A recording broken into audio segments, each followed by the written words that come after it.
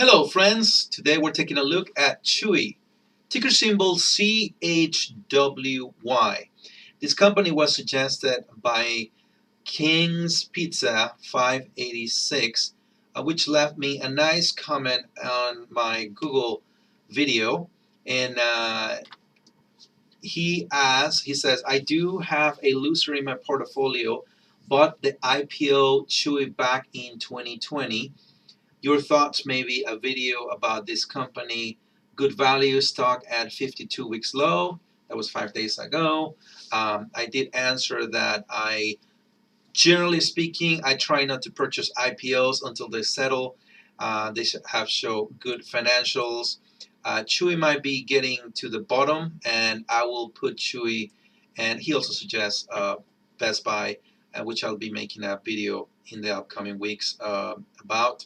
So I've been looking at Chewy for a while. Part of the reason why I've been looking at Chewy is because I have a friend that has been telling me nonstop about them. Not because he's a stock investor, but because he's a pet owner and a pet lover. So, looking at the last month, they are up 1.3%. Year to date, they're down 44%. Oof. In the last 5 years, since their IPO, they are actually down 4.3%. And as you can see, during COVID, they went up to almost 120, and since then, they have been dropping, maintaining in the last year somewhere around. They were staying somewhere around $40, and then they had a big drop somewhere around July. Analysts are thinking that Chewy will go up to the $30 mark, which will be a 48%. But even if he gets, let's say, to the 40, that's almost a doubling of where they are right now. So they reported earnings on December 6th. We'll be taking a look at that. We will be looking at trying to answer for some of you guys that you may know what Chewy does. We're going to talk about that. We'll be also talking about the last 10 years, well, not last 10 years, actually last 5 to 6 years of financials, how they have been doing. We'll try to find a fair value for Chewy. This is going to be hard because it's an IPO and it's a growing company, and then we'll just give you my final thoughts. However, if you would like to leave me your thoughts, you can do that by going down in the comments below. Whether you are watching this in YouTube or whether you are in Spotify, you can also leave me a message in Spotify, or if you're in Apple, I don't think Apple does comments, but you can subscribe whether you're listening to it through the podcast or whether you are looking at it in YouTube. Also, just wanted to let you know I do have a Buy Me a Coffee website. You also can leave me a note, support the channel, or buy the Excel forms that I use. I already had someone buy it, so I appreciate Boulder Highway 1 for that support. I'm going to go and get some coffee with that. Well, let's jump back into what you guys are here for, which is Chewy. They just had an investor presentation. I have now listened to it. I normally listen to the investor presentation at quarter. I will recommend you to get the app so that you can listen to them. But I did hear Cramer, whatever you think about him, Jim Cramer, talking about them. This is the PowerPoint that they had. They were explaining how they have tripled their net sales. They have their gross margin, and this is something that when I was looking at Chewy, that's part of the problem is their gross margins have not been as good as they need to be. They're spending a lot of money, and I think that comes a little bit from their customer service and some of the margins that they have with the products that have been going up. So the customer base, active customers, have doubled from 10.6 million to 20.3 million. They win with a lot of choices. They mostly do everything online, and they service. They have a really good customer service. At least this is what my friend was telling me. I think I read that Chewy has become the number one online retailer in um, in United States when it comes to pets. Um, and this is something that I found very interesting because my friend had a dog who passed away. Then they got another dog, and then that dog got sick and passed away. And they were with Chewy. The my friend is a customer of Chewy. They just got a new puppy.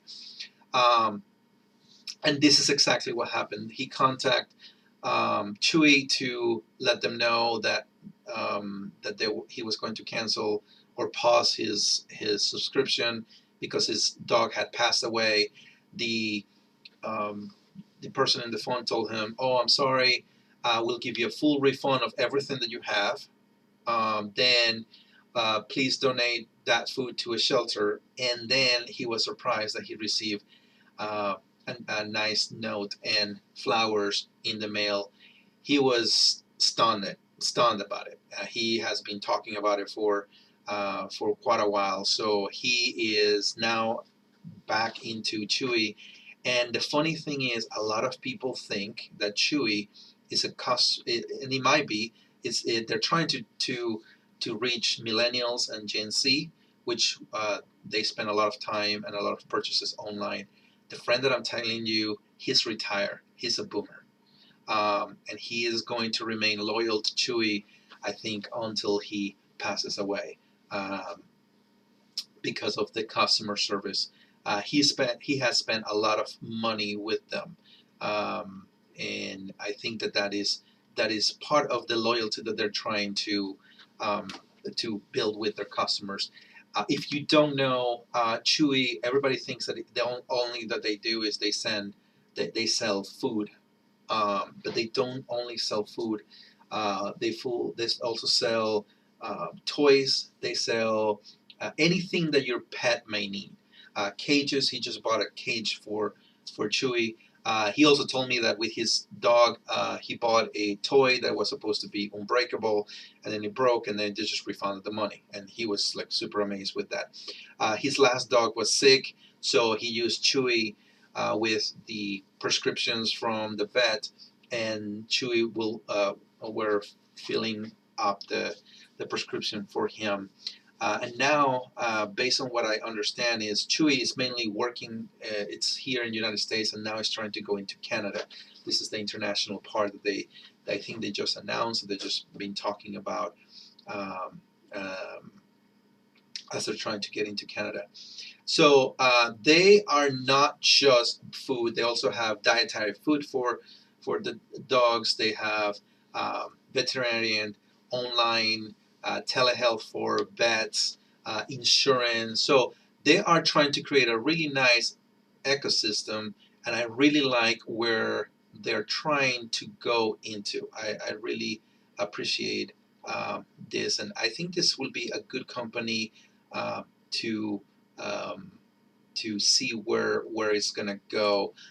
Their last earnings. Let's just jump into it. I could talk forever about Chewy um, on some areas, but when it comes to the earnings, they reported on December 6th. They beat on normalized EPS, but they miss on GAAP EPS. They miss also on revenue just by 16 million, so which is not that much. They will be reporting again on March 25th, March 21st, and the analysts are expecting a smaller normalized EPS, but a better GAAP EPS with a little growth on revenue. There has been some revisions, 6 revisions down, but from now until then, there's a lot of things will change. Um, so let's jump into the uh, revenue. The last 5 years, revenue has been growing 23%, which is really amazing. Um, the earnings per share, they had been negative, and this year, the last year was the first time that they started to be positive on earnings. This is normal for a new company, as they have a lot of expenses. Same thing with free cash flow. They went positive in 2020, so that is, it's good that they're now remaining positive, and not only that, but also growing. Book value, it was negative, and now it's positive again. One of the numbers that I would like to highlight is that in the last 5 year average of return on equity, they are at 40%, which is really, really nice. They don't have a dividend because most of the money that they generate, they're reinvesting it in the business in order to grow. When it comes to long-term debt, they they don't have the best margins, but it's normal for companies that are growing. Uh, they're right now, it will take them about 8 years to pay the long-term debt with the free cash flow. But as they continue to grow with the free cash flow, this number should be going down. Shares, they had an initial growth of about 8% or something like that. It was a big jump, but since then, in the last 5 years, they have been diluting shareholders just about 2%, which is normal for small growing companies, especially since they were not profitable for a while. So I think that's not a big alarm. It's pretty good. So um, analysts are thinking that they will be growing at 25% in the next 5 years, which is pretty nice, 25 a year. So that's pretty good. So before we go into valuations, just want to remind you, I'm just a YouTuber. I'm doing this for educational purposes. This is just my opinion, not a recommendation to buy, sell, or hold Chewy. But I would love to hear your opinions on Chewy, your bull cases, your bear cases, why you're buying, why you have bought, or why you're staying away. Um, when it comes to multiples valuation, this is going to be a really hard company to value because it's a growing company. They have a lot of negative numbers. Multiples are all over the place. The only thing that I will probably um, pay more attention to with companies small and growing like Chewy will be the revenue per shares and the revenue per share multiples. With looking only at the revenue per share multiple, we're looking at a price somewhere between $39 to all the way up to $55. Uh, Once again, when it comes to the payback time, we don't have enough um, information in order to be able to look at the free cash flow or the discounted earnings. Their earnings are negative. Uh, Owners' earnings are going to be negative because of they didn't have net income for a long time, and also because of their capex.